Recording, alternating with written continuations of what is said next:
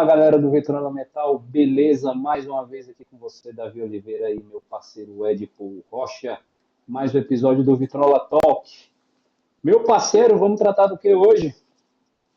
Cara, vamos falar um pouco, já que o Kiko Loureiro está em turnê aqui no Brasil, né? Após saída do Megadeth, vamos falar um pouco sobre o legado do Kiko Loureiro no Megadeth, a importância dele ter integrado a banda durante esse tempo, né? Foram 9 anos, salvo engano. Vamos aqui um pouco discorrer, fazer uma breve digressão sobre a carreira do Megadeth e esse encontro com nosso queridíssimo Kiko Loureiro.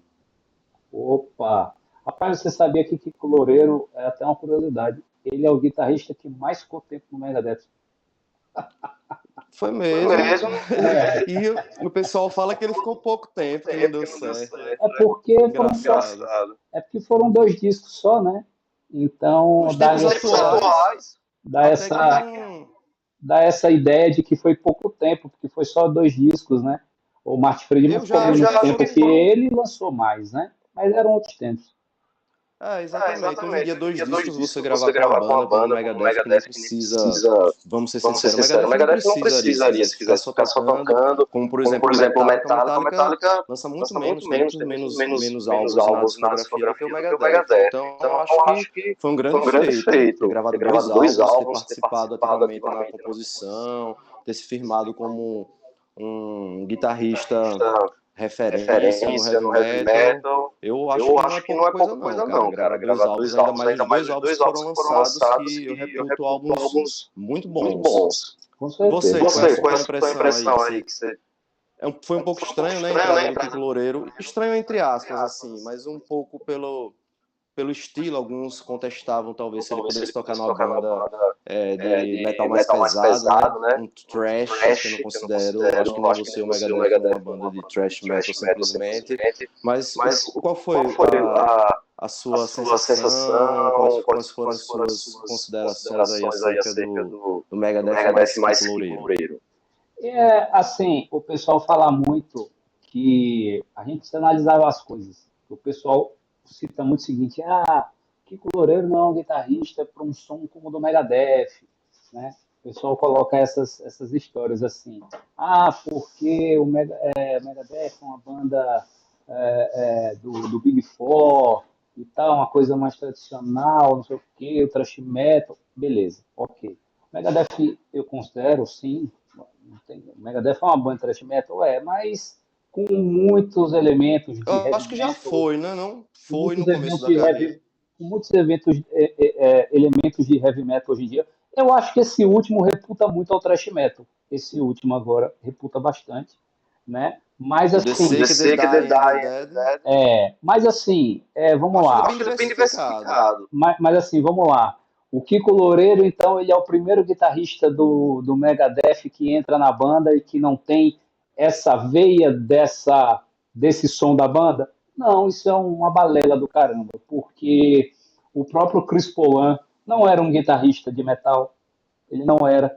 O Jeff Young, que veio depois dele, que gravou So Far So Good So What, muito menos, não é um guitarrista que tem esse legado, que tem essa veia, e nem um guitarrista propriamente que gostava de metal. E o Martin Friedman? O Jeff Young. O Martin Friedman, ele mudou essa característica depois, né? Com o passar dos anos, depois que ele saiu do Megadeth. Ele saiu do Megadeth porque ele não queria mais fazer aquele som. E ele influenciou muito nessa mudança de postura dele no próprio Risk, que de thrash metal não tem absolutamente nada, e na verdade, nem mesmo de heavy metal. Vamos ser sinceros. Nem mesmo de heavy metal tem nada. É uma coisa absolutamente experimental. Aquela primeira música, Insônia. O que tem de metal naquela música? Rigorosamente nada. Você gosta desse álbum? Eu entendo que tem algumas faixas interessantes nesse álbum. Mustaine até hoje gosta bastante. Mas ele vai defender, porque ele tentou fazer uma coisa diferente. Não, eu acho que a experimentação dele foi válida. Vamos dizer assim, eu acho que foi válida. Eu acho que é completamente diferente da experimentação, não tem como a gente fugir desses comparativos aqui, totalmente diferente da experimentação de load, de reload. Discordo. Ali foi uma busca É mais rock que o Risk. O Load e Reload não é metal, nem o Risk, nem o Load, nem o Reload. Mas assim, a proposta do Metallica do Load e Reload é mais rock. Rapaz, rock. O Risk tem muita coisa eletrônica, muita influência de música pop também. Tem, mas assim, eu acho que a gente falar rock, o rock abrange tanta coisa. Sim, é muito genérico, é muito... É mais pesado, vamos dizer assim, a proposta era de um rock mais pesado. Mas tem músicas ali naquele álbum que me soam interessantes. Breedline, a própria Crush, a própria Insônia. Hoje em dia, com a maturidade que a gente tem, né, da visão, a gente não olha simplesmente se a banda tá seguindo um heavy metal, se a banda é pesada, a gente vai olhar muito mais a musicalidade. Se for bem-vinda a musicalidade, apesar de que tem que ter um pouco também de sintonia com os trabalhos da banda para não descaracterizar completamente. Que eu acho que o Risk tem, eu faço essa crítica ao Risk, eu acho que ele descaracterizou muito mais até do que o que você falou do Load. O Black Album com o Load foi uma diferença grande, concordo com você nesse sentido, mas eu acho que o Risk ainda foi mais risky, mais arriscado, ele descaracterizou mais o Megadeth do que o Load o Metallica, tendo em vista que o Metallica já vinha com o Black Album ali. Ambos descaracterizaram, mas talvez o Risk ele seja mais chocante nesse sentido. Apesar de Dave Mustaine não ter cortado o cabelo, né?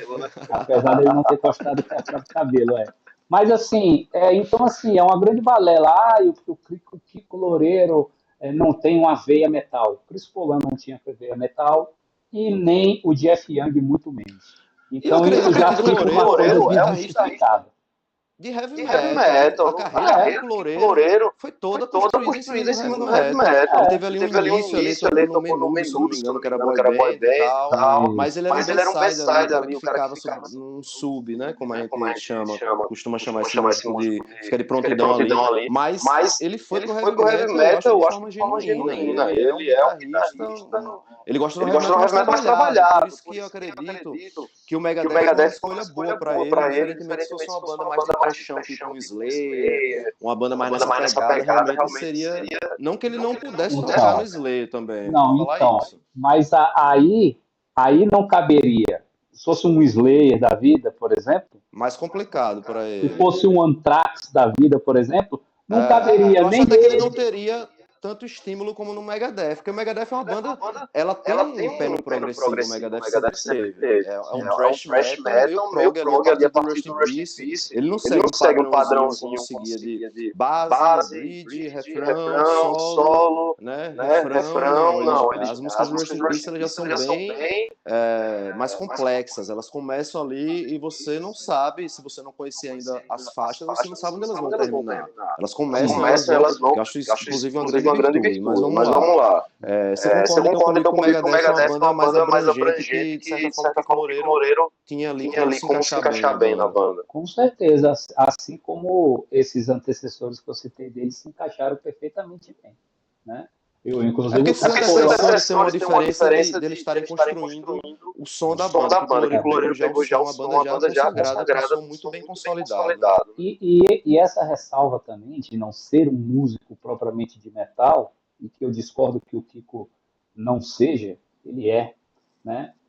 Mas assim, basicamente sim. Claro que ele transcende, mas a pegada dele é de metal. E assim, a gente até lembra também do baterista original, né? O Gar Samuelson, que não era um baterista de metal também. O Gar Samuelson tocava jazz. O Dave Mustaine arrancou ele de dentro de um clube de jazz. Entendeu? Já que você tocou nesse assunto, queria saber aqui hoje em dia, como você percebe o primeiro álbum do Megadeth?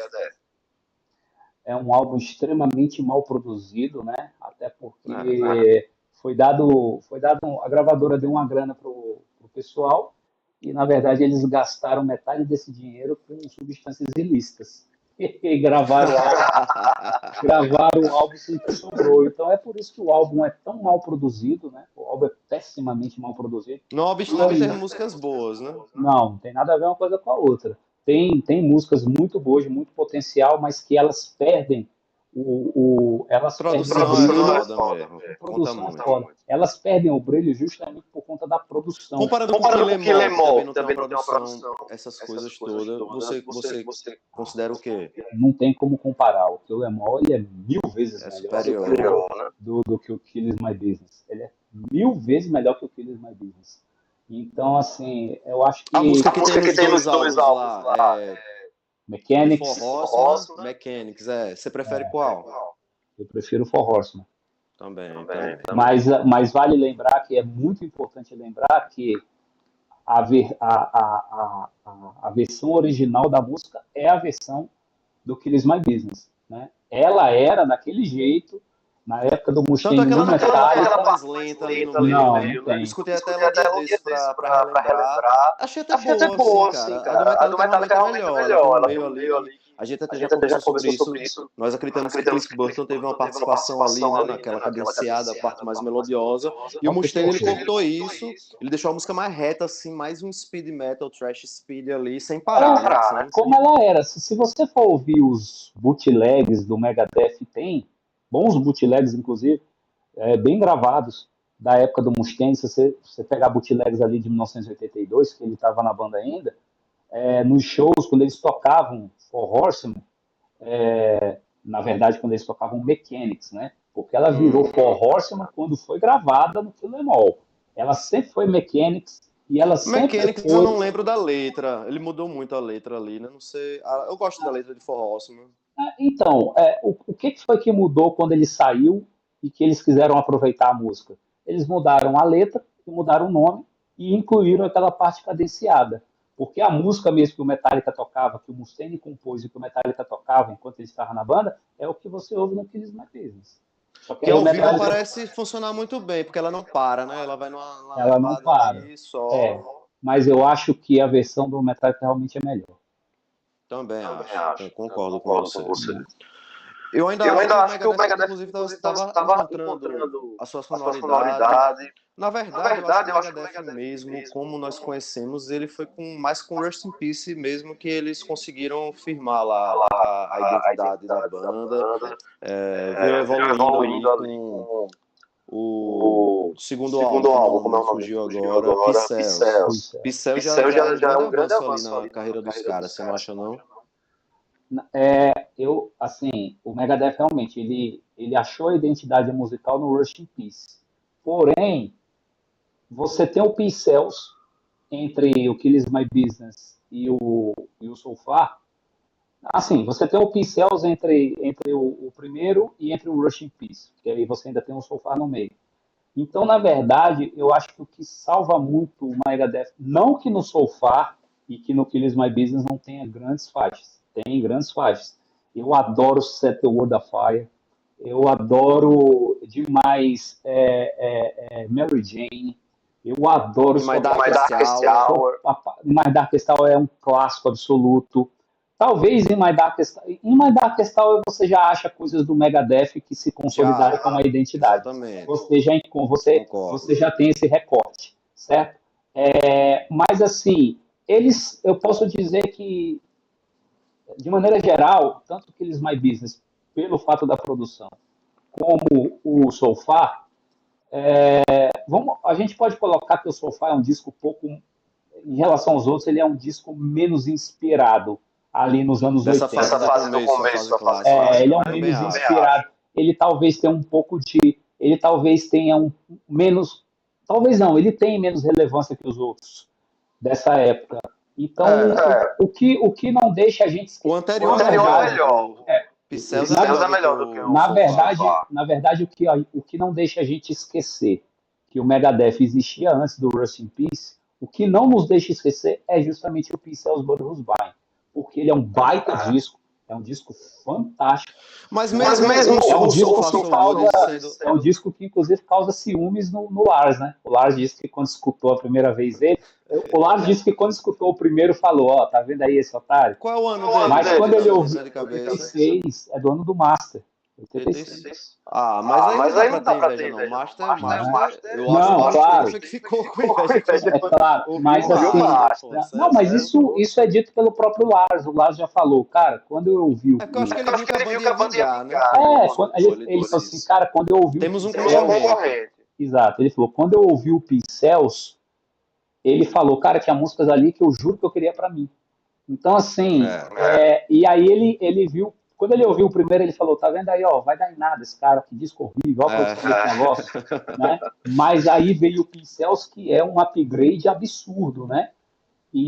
O Soulfly também continua crescendo, Davizão. Assim, as músicas boas mesmo do Soulfly, ele não é tão constante como... Porque o Pincel, você escuta ele de cabo a rabo ali, né, uma coisa só, um petardo. O Soulfly So Good, ele oscila mais, mas ele já tem uma crescente na questão dos arranjos, a produção também, Dave Mustaine como vocalista também, ele já se mostra mais evoluído. Então, o problema do Soulfly é porque ele oscila mais. O Pincels, ele vai, mas ele já mostra uma evolução da banda também. Não, é porque o Soulfly é essa coisa menos inspirada. Então, ele realmente é uma montanha-russa, né? Tecnicamente ele é melhor, ele é superior. Ele mostra já que os músicos estão... Não sei, o guitarrista mudou, muitas pessoas preferem o Chris Poland, né? Então, aí eu fico na dúvida. Aí trocou de guitarrista, foi a primeira vez que trocaram. Foi a primeira vez. Eu fico na dúvida porque, por exemplo, pro Soulfly, eles tiveram um upgrade na guitarra, porque o Jeff Young é muito mais guitarrista que o Chris Poland, muito mais. Mas, porém, eles perderam também no quesito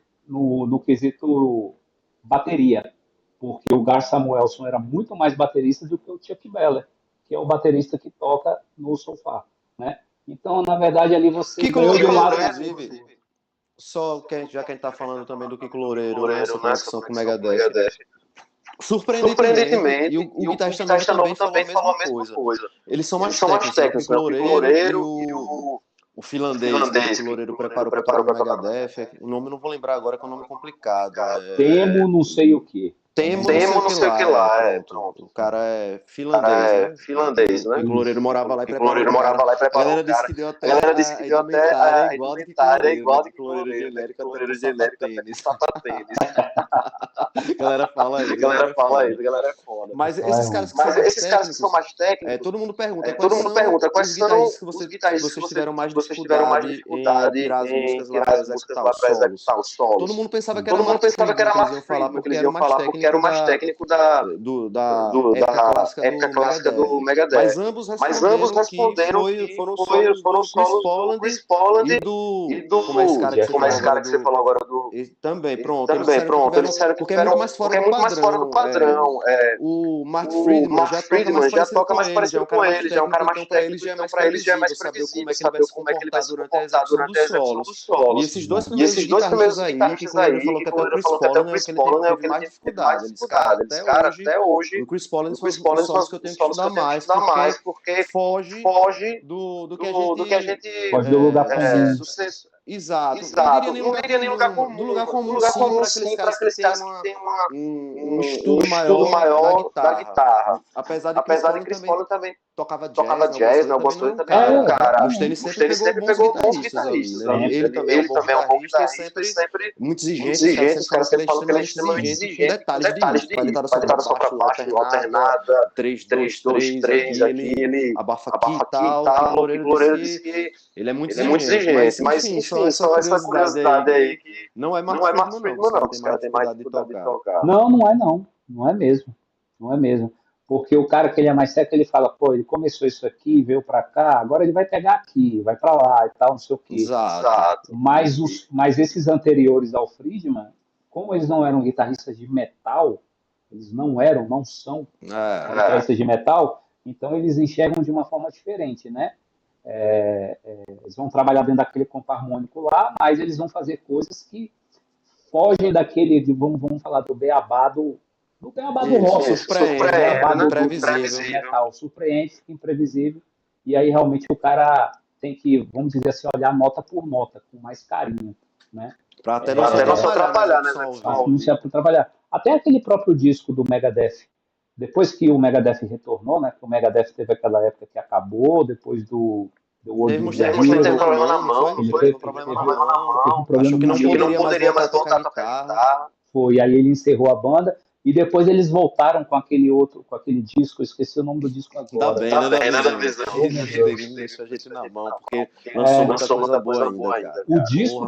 O disco que eles retornam, meu Deus, que vergonha, esqueci o nome do disco. Qual é o disco que eles retornam? Então, Eles pararam no The World Needs a Hero. Pararam no The World Needs a Pararam Hero. ali, que é um disco mediano. Tem algumas faixas boas, Bem mas ele é bem mediano. regular. Bem mediano. Eu Vamos acho falar que é bem o System verdade. Has Failed. O System Has Failed, eu Exatamente. adoro o System Has Boa Failed, lembrança. cara. O Tem a música System Has Scorpion. Failed. Galera, Isso. quem nunca escutou essa música, é uma música muito subestimada do Megadeth, que é uma das melhores, eu falo com convicção, uma das melhores faixas do Megadeth. Scorpion, tá nesse álbum aí do retorno, The System Has Failed. O System Has Failed, ele é altamente subestimado, esse disco. É um disco que é um disco que você encontra baitas refrões, um disco que você refrões ou refrões, né? É porque refrões todo mundo fala, aí você acaba falando errado. É um disco que tem um trabalho refrões. E ele é um disco que tem um trabalho de guitarra fora do normal. E muito disso é porque o guitarrista que toca nesse disco junto com o Mustaine é o Chris Poland. Tocou no In Flames, né? O Chris Poland, ele gravou os dois primeiros, saiu da banda e tal. Quando o Mustaine volta, ele não tinha banda. Então ele saiu catando neguinho. Então ele ligou pro Chris Poland. Mas o Dave Ellefson ficou sempre até. O Dave Ellefson é desde o primeiro, né? O Dave Ellefson é desde o primeiro até o World Needs a Hero. Aí a banda acabou. Quando a banda volta, que faz o System Has Failed, aí o baterista é o Jimmy Colaiuta, só músico absurdo. É o Jimmy Colaiuta que gravou a bateria. As guitarras com o Mustaine quem gravou foi o Chris Poland. Então, na verdade, o pessoal acha que o Chris Poland só tem os dois primeiros discos. O pessoal esquece. Eu sabia disso. O pessoal com ele. Não, o System Has Failed. O System Has Failed é um dos meus álbuns favoritos do Megadeth. Pronto, é com ele ali. Então, quando você escuta o pessoal de Quick the Chair, Scorpion... Muito bom, Quick the Chair, porra. Exatamente. E o baixista agora, que eu não estou lembrando quem foi o baixista que gravou, não foi o Ellefson. Não foi. Eu vou chutar que é o James Lomenzo. Vou chutar, mas eu não tenho certeza que é o James Lomenzo. Mas o guitarrista é o Chris, e na bateria é só o Jimmy Colaiuta, que é um monstro. Né? Então, assim, e no The World Needs a Hero, só fazendo uma referência, ele é um disco que me decepcionou muito. Muito, muito, muito. Até porque o guitarrista que entrou no Megadeth no lugar do Mark Friedman foi o cara que era do Savatage. Quem? Eu tô velho mesmo, tô esquecendo o nome dos caras. Savatage. Não é o Chris Caffery, é o outro, o do cabelo preto. Savatage eu lembro do Chris Oliva e do Chris Caffery. Não é não do. O Chris Oliva já tinha morrido, obviamente. Não é o Chris Caffery, é o outro, cara. Qual é o nome dele? Teve o cara que tocou no Testament, que também tocou no Savatage. Esse cara que o Alex Skolnick? Não. É que você tá confundido com o Alex Skolnick que tocou no Savatage também, ele gravou Handful of Rain. Exato. Quer ver? Como é o nome desse cara, gente? Vamos achar o nome desse cara agora. Ele me fugiu completamente aqui da memória. Mas eu queria saber de você, pra não perder o fio da meada, que já tá avançando aqui cronologicamente na história do Megadeth. Aí falou até o Sofá, aí veio o Rust in Peace. Aí no Rust in Peace, aí eu digo que o Metallica pode ter olhado, porque o Metallica já tinha lançado o Injustice, estava no Injustice, o Black Album ainda não tinha. O Rust in Peace antes do Black Album ou depois? Um ano antes. Né? Um ano antes do Rust in Peace. Pronto, ali foi quando o Megadeth realmente se mostrou uma banda que teria condições, a gente não saberia ainda como a carreira ia, a direção que ela iria levar, nem o Metallica muito menos, mas ali a banda ficou aparelhada com o Metallica. O Rust in Peace você bota o Rust in Peace entre os 5 melhores álbuns de heavy metal de todos os tempos. Cara, pode ser, né? Pode ser, mas uma coisa eu te falo. Eu considero ele, isso aí pode ser outra discussão em outro momento, Entre os 5 de heavy metal dos tempos, eu não sei. Mas que pra mim ele é o melhor de thrash metal dos tempos, ele é. Isso eu falo. Afirmação difícil, né? Essa opinião eu Mas tenho, eu acho deve ter que pelo eu menos concordo. essa opinião talvez eu já tenha ela há pelo menos uns De 20 thrash anos. metal. É um thrash metal um pouco progressivo, né? Já ele varia bastante, mas é thrash metal. Não E tem como dizer que não é. eu coloco ele nessa concepção por quê? Porque ele tem riffs que são inacreditáveis. Inacreditáveis os riffs daquele. Até hoje. Até hoje são inacreditáveis. Assim, não dá para entender o cara fazer um disco daquele. Ele é um disco que ele é, cara, ele é um hit atrás do outro, né? Vamos falar assim. É o álbum pra você escutar na íntegra. Qualquer um que bota Rust in Peace, não tem como você. Não tem como dá você. tempo nem de você. Né? Não dá, quando acaba, você ainda diz, porra. Acabou o álbum. É verdade. Mas Aí vamos lá, a fase que eu mais gosto do Megadeth, sendo sincero, é a fase que vem a partir de agora, do Countdown. O Countdown ali já tinha o Black Album, né? Os caras seguiram. O Megadeth tem essa característica. Talvez você discorde, mas eu analisando a discografia, eu percebo isso. Eles estão sempre seguindo o rastro do que o Metallica tá fazendo. E o Metallica no Black Album, eles foram para outra direção. Teve o Injustice, que é um álbum bem trabalhado e complexo, e o Megadeth Rust in Peace. Injustice e Rust in Peace, ambos são álbuns complexos. Eu gosto muito do Injustice, até porque foi o álbum que me introduziu no metal, assim, de forma absoluta. Mas o Rust in Peace, ele é um álbum mais diversificado no sentido de...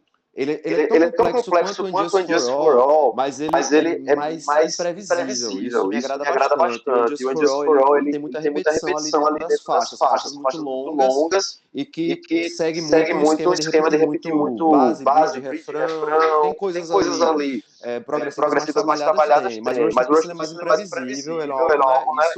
Então, o Metallica, ele não quis mais ir nessa vibe de deixar o som cada vez mais trabalhado, cada vez mais complexo. Eles foram lá pro Black Album, eles diminuíram completamente a simplicidade do som em questão de arranjo, de velocidade, de técnica, e foram para um lance mais puxado ali para um som mais simples, vigoroso, com muito impacto, extremamente bem produzido e mais acessível. Tornou o som mais palatável. Então, o Megadeth fez isso também com o Countdown to Extinction. Para mim, isso é bem claro ali. Você percebe que né, ele é mais complexo que o Black Album ainda. Porque Mustaine, naturalmente ele não abre mão disso. Não abre mão.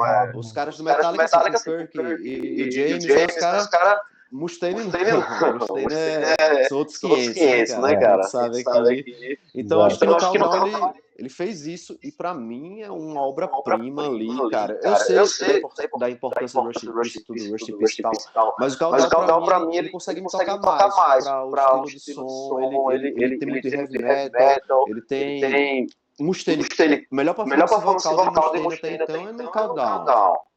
A gente que canta, né? Ali foi quando ele se mostrou um vocalista realmente que poderia sair do metal, coisa que ninguém imaginava. Que a voz dele era muito aquela voz que os caras chamam de pato rouco, uma voz muito gritada, muito nasal, uma voz de gralha, né? Exato.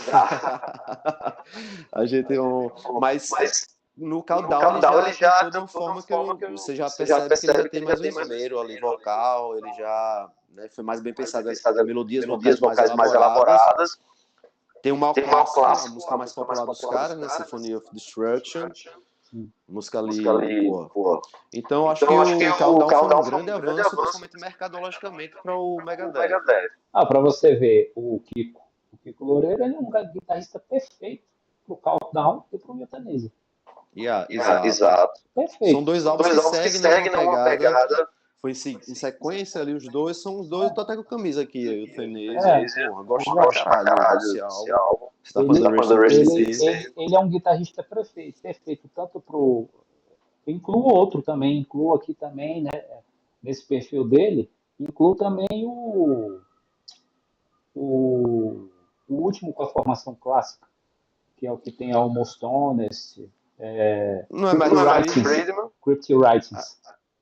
O Crypt Wright sim. é um Gosto pra caralho do Crypt Wright também. Ele também é a cara do envelheceu muito bem. Você concorda que o Crypt Wright, hoje em dia, a gente escutando assim, porra... Total. Muito bom. Então, assim, essa história que o Kiko não caberia no Megadeth é balela por conta todas essas nuances, né? A gente já desmistificou aqui a história de que os guitarristas do Megadeth são guitarristas de heavy metal, de metal, não são... Não sempre todos, foram diferenciados. Não todos, né? Já desmistificou aqui também, e a gente traz esses discos, traz o Euthanasia, traz o Crypt Writings e traz o Countdown como discos que tem totalmente o perfil do Kiko, né? A pegada, tudo, o tipo de composição, né? Tudo se encaixa muito com o som do Kiko, tudo se encaixa muito com o som do Kiko. Então, assim, e eu acho, inclusive, que os discos com o Kiko, principalmente o último, por exemplo, eu acho que são discos que têm uma visceralidade e um peso maior, e eu não estou dizendo que esses discos deles são melhores do que esses que a gente citou, não é isso. Tá falando eu estou falando dos dois que Os dois, né? O Dystopia... Mas principalmente o último, eu acho que eles têm uma característica até de peso muito maior do que esses outros. Maior do que esses. O Dystopia eu acho mais pesado do que o The Dying Dead. O Dystopia, ele é mais... Então, eu acho mais Megadeth. Eu acho o Dystopia mais sombrio, mas mais pesado. Mais pesado eu acho esse último agora. Eu acho que ele diversifica mais. O Dystopia é mais um trash prog, ali naquela pegada que a gente já espera do Megadeth. Eles não arriscaram tanto. Você acha qual é o melhor? Depois dessa The Risk, né? Que a gente já comentou aqui e tal, tudo. O Megadeth depois veio o What's the Heroes, os caras pararam, aí veio o System Has Failed. Pronto, dessa volta do Megadeth, veio o System Has Failed, veio o United Abominations. Tem o Endgame, tem o 13. Tem o Super Collider. Super Collider, que pronto. Esse foi o último antes de Kiko Loureiro. Que foi um álbum também que não foi muito bem recebido. Ele teve influência de hard rock e tal. Qual é a sua opinião até desse álbum polêmico? Cara, eu adoro esse álbum, vou te falar bem a verdade. E eu ainda vou te falar, as músicas que geralmente o pessoal destaca desse álbum são as que eu menos gosto, velho. Que é a primeira, que agora estamos esquecido também, o nome da primeira. Lembrei o nome do guitarrista que era do Savatage que tocou no meu World is a Hero. Alpitrelli.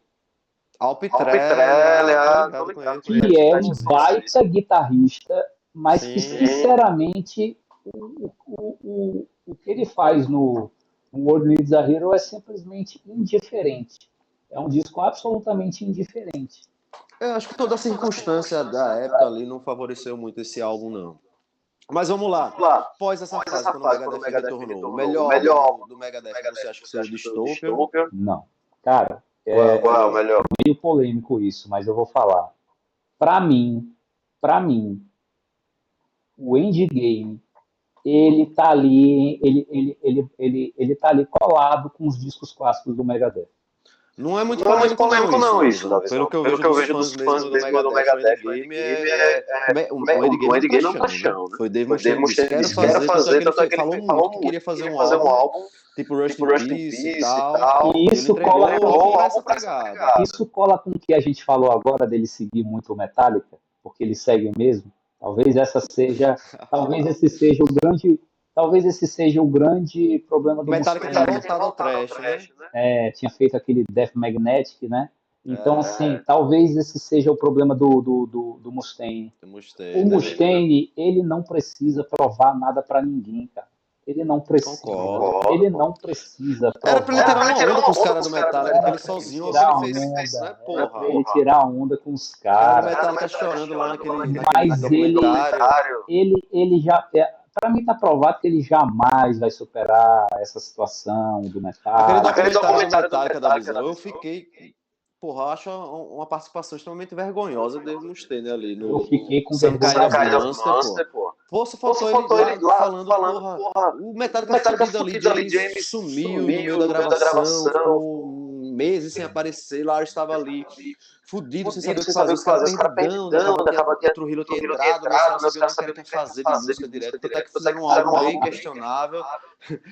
Todo mundo sabe, ali, pô, os caras tudo mal, aí ele vai lá conversar com o Lars e, porra, começa a relembrar que saiu, em vez de ele chegar e dizer, amigo, velho, vocês são uns frescos, porra. Eu tô aqui sozinho segurando essa porra aqui, velho. Fiz vários álbuns, vocês aí com uma banda de metal aí da história e tá aí nessa briguinha aí, idiota, ridícula, né, velho? Lavando roupa suja aí, fedora.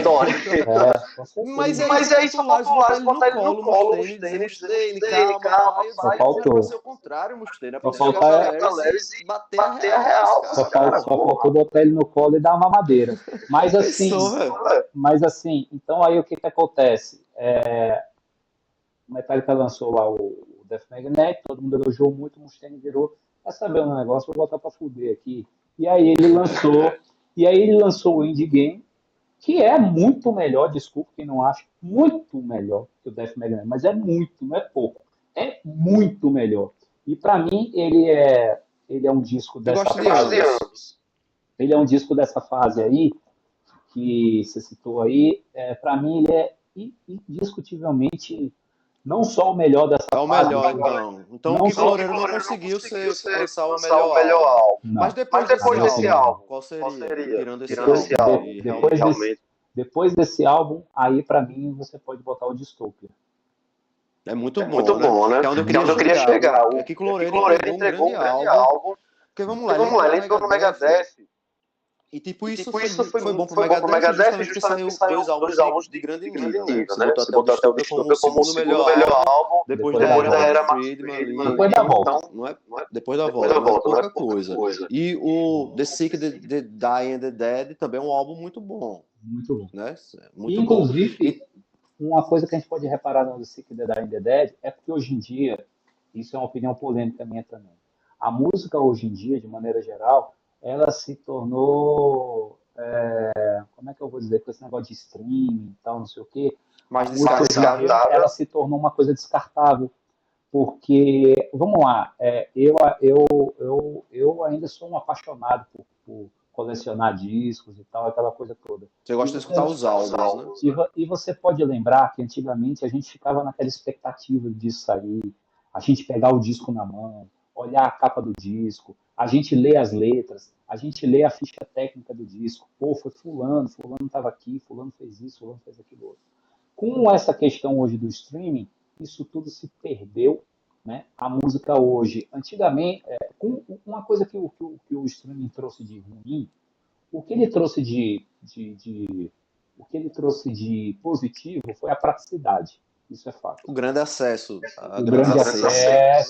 o grande acesso a grandes acervos em qualquer lugar. Isso é ótimo, ok.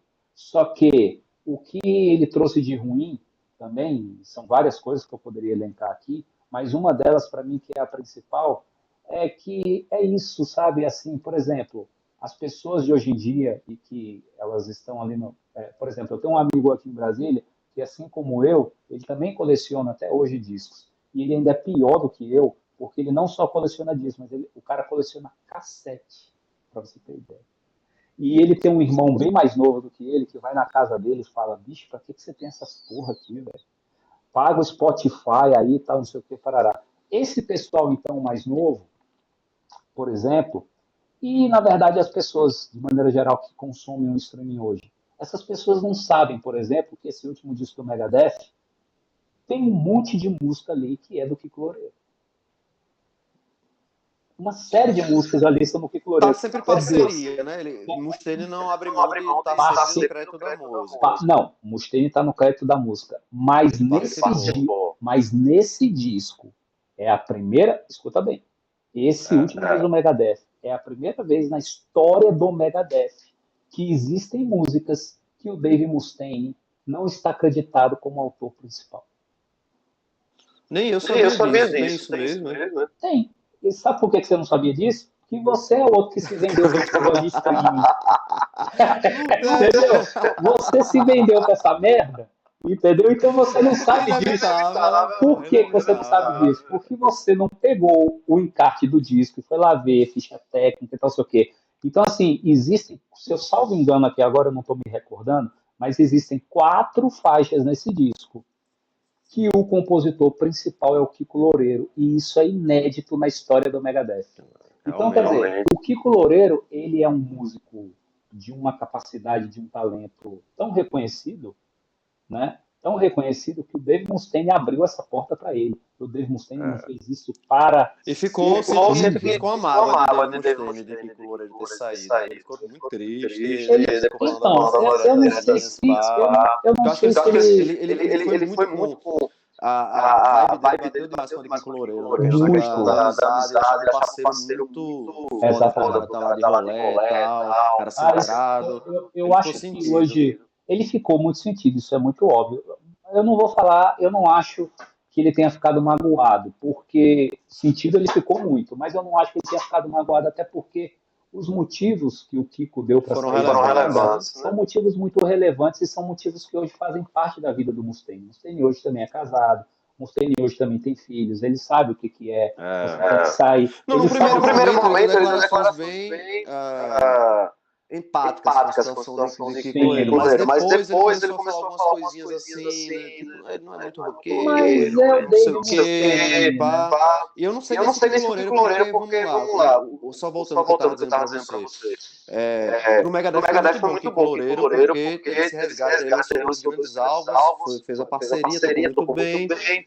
Ele fazia muito essa parte de mídia social que o Megadeth até então não sabia fazer tanto. Ele era um cara que já... Você via que ele era o cara do backstage dos shows ali, fazendo as lives, né, os vídeos mostrando lá muita coisa do Megadeth, dando um impulsionamento nesse sentido pro Megadeth. Sim. Mas pro Kiko Loureiro foi muito melhor do que pro Megadeth, pô, porque ele se firmou como um guitarrista icônico da história do rock mundial, como ele nunca foi, nem poderia ter sido. Não por demérito dele nem nada nesse sentido, mas pelas circunstâncias que ele tocou na banda do Megadeth, para um músico de heavy metal, só o Metallica para dar um passo que era impossível, né? O Metallica tem uma formação consolidada ali, não tem brecha para ninguém entrar no Metallica. Então o Megadeth é difícil, né? Eu tentando pensar qual a banda que Kiko Loureiro poderia ir agora para poder dar um pulo na carreira dele. Tanto não tem... Só se fosse o Iron Maiden, velho. Só. Porque, ou um King da vida. Só. Porque fora isso. Metallica Iron Maiden, né? Assim, as bandas que ele poderia entrar ali. Se você for pegar quem são os dinossauros que você tem hoje, os dinossauros são justamente esses 4. Vamos dizer, Judas Priest poderia ser uma banda também, que se ele entrasse, né? O Judas Priest também. Poderia também. Mas enfim, ele fez o nome dele ali, saiu, teve os motivos que ele deu lá, que quem sou eu para contestar, né? Ninguém, porque foram questões familiares, a convivência com os filhos. Mas foi uma decisão muito difícil para a carreira dele, ao ponto de que hoje em dia o Megadeth está continuando ali. Ele treinou o cara para entrar no lugar dele, né? O próprio finlandês ali, morava no mesmo lugar que ele treinou o cara, também não deixou os caras na mão, né? Passou tudo pro cara e tal. Mas o Megadeth continuou aí, tá tocando aí direto com o cara, todo mundo já sabe que é o novo guitarrista, e ele agora... O Angra, o próprio Rafael Bittencourt disse que o Angra Kiko Loureiro ficou muito grande para voltar a ser um guitarrista do Angra. Então ele pode até eventualmente participar, mas foi muito óbvio que ele não vai voltar, pelo menos agora, né? E ele também, o que será que ele vai fazer agora? Ele tá com uma turnê pelo Brasil, tocando músicas, lançou álbum solo, outro álbum dele, né? Ele tem alguns, acho que uns 3 ou 4 álbuns solos. E tá meio que sem saber o que fazer, eu acho, um pouco. Ele tá fazendo uma turnê pelo Brasil, tocando até a música do Megadeth cantando. Não sei se você viu alguns vídeos aí, a galera tá comentando. E tá meio que parecendo pra mim que ele não sabe ainda exatamente o que ele vai fazer. Não foi uma decisão que ele tomou ali com um motivo relevante, mas que foi meio que...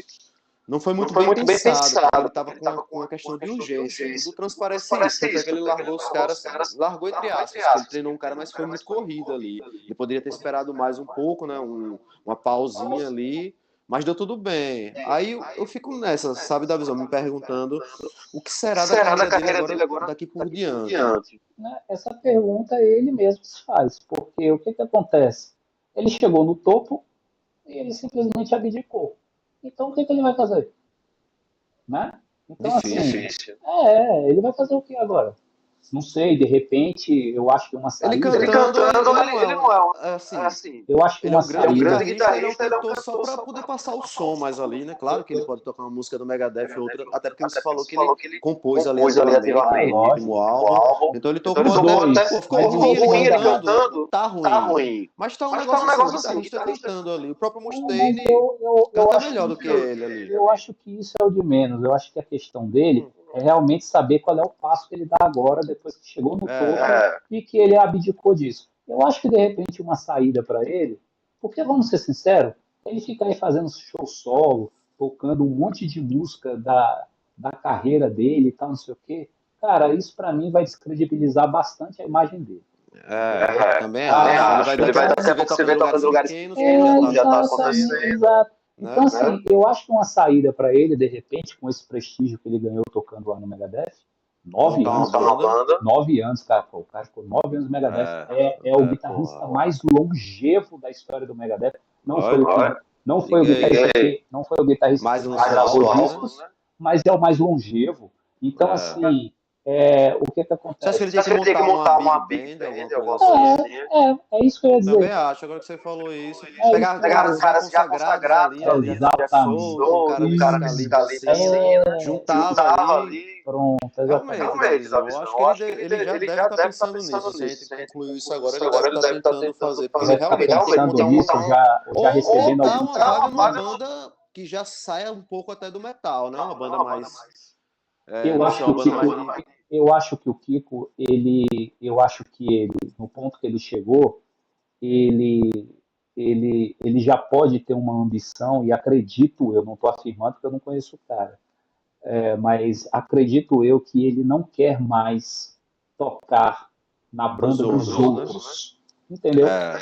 Eu acho que ele Entendi. não quer mais tocar na banda dos outros. Ele É chegou bem num compreensível nível, isso, né? ele chegou num nível de Ele quer ter realização. controle, ele sempre foi um cara muito controlador. Ele deve ter sofrido bastante da visão. Teve esse problema da família, mas eu creio que Kiko Loureiro também, ele é um cara muito centralizador. Ele gosta de ser o líder, ser dono das coisas, pô. E ali ele ficava, pô, Mustaine é um cara extremamente centralizador, né, pô? A galera disse, ele tava ali como um funcionário de Mustaine, mas se tivesse a questão da amizade e tudo, mas ele tava ali, né?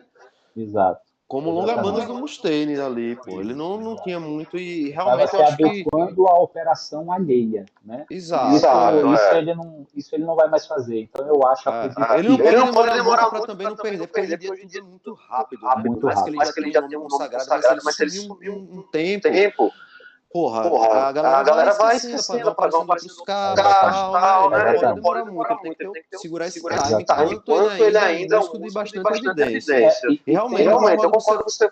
E tem uma maldiçãozinha aí, né? Pode reparar, todos os guitarristas do Megadeth são espetaculares da história da banda, mas nenhum deles se firmou depois que saiu. O Mark Friedman lá no Japão tem uma carreira bem sucedida, né? Mas Pois é, mas é mais localizado, né? É localizado, é uma coisa nichada demais, né? E assim, ninguém ouve falar do Mark Friedman. Quem ouve falar de Mark Friedman? Então, assim, nenhum deles se manteve, quero dizer, com um holofote sobre eles depois que saiu. Então, eu acho que ele precisa, o quanto antes, de repente ele já está recebendo aí alguns convites aí para montar um grupo. Essa galera guarda muito em segredo, né? Os planos Mas ele não vai abrir mão do controle, isso aí eu tenho certeza que Voltar pro Angra, você acha que seria uma furada? completamente, pô. Voltar para o Angra é a mesma coisa, ó, nessa circunstância dele, voltar para o Angra, 2024. nessa circunstância dele, voltar para o Angra é a mesma coisa do cara que sai de casa, chega assim para o pai e para a mãe, pai, mãe, eu vou viver minha vida, vou sair de casa e ter minha casa. Aí o cara, depois de 9 anos, volta para casa. Qual o sentido disso?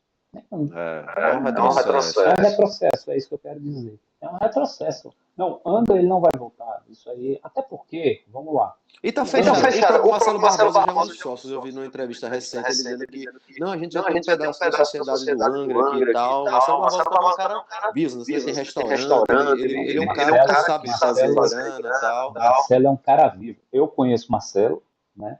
Posso te dizer que eu conheço ele bem de pé, Marcelo é um cara... E Marcelo os fãs do Angra adoram o Marcelo Barbosa. Ele é muito carismático. E o Marcelo é um homem de negócio, pô. Ele sabe onde ele pisa, ele sabe o que ele faz. Tudo do Marcelo é calculado. Tanto sempre quanto foi. o Loureiro. Sempre foi.